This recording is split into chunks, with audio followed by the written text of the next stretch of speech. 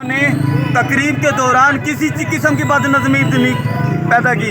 हम खामोशी से उठकर बाहर आ गए ताकि इस वजह से कि हमारे जो ज़िले का इमेज है वो ख़राब ना हो, लेकिन इंतज़ामिया को किसी किस्म की शर्म नहीं आई। खासतौर पर ये वीडियो जब डिप्टी कमिश्नर के पास पहुँचे तो मैं बता रहा हूँ डिप्टी कमिश्नर साहब मुजफ्फरगढ़, आज आपको सिर्फ मैंने इस वजह से छोड़ दिया है कि यहाँ पर दूर दराज से लोग आए हुए थे बतौर मेहमान, और मैं कोई बदमज़गी नहीं चाहता, लेकिन मैं तुम्हें ऐसा रास्ता दिखाता रहा, ऐसे तुम्हें बताता कि डिप्टी कमिश्नरशिप होती क्या है। मैंने इससे पहले बहुत डिप्टी कमिश्नर देखे हैं और उनको उनकी औकात दिखाई है।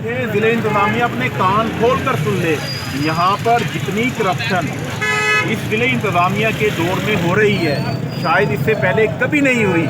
यहाँ पर जो कुछ हो रहा है ज़िले इंतज़ामिया की नाक के नीचे से गुजर रहा है और ज़िले इंतज़ामिया को सब कुछ पता है। और दूसरा, मैं आप लोगों को ये बात भी वादे कर देना चाहता हूँ कि डिस्ट्रिक्ट इंफॉर्मेशन ऑफिसर और उसका अमला अपना किबला दुरुस्त कर ले।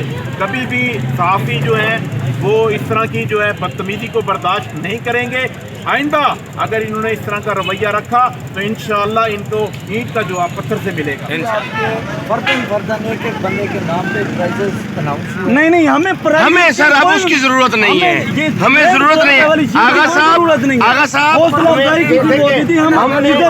आप कितना हम भी इज्जतदार हैं आप हमारे भाई हैं यार, अजीब भाई हैं कि हमारे आने के बाद आप लोग साउथ पंजाब में इतना बड़ा इवेंट हुआ है। कोई साउथ पंजाब में हम लोगों ने दिखाया, आप लोगों ने नहीं, हम लोगों ने दिखाया। मैं जियो का रिप्रेजेंटेटिव हूँ। नहीं, आपके सामने देखें डिप्टी अपना कमिश्नर डेरा गाजी खान 2 घंटे के बाद आए हैं, जब थल जीप रैली खत्म हो गई उसके बाद उन्होंने इफ्तिताह किया है। आप बताएं, और पहले दिन जीप रैली 1.5 घंटा लेट हुई है।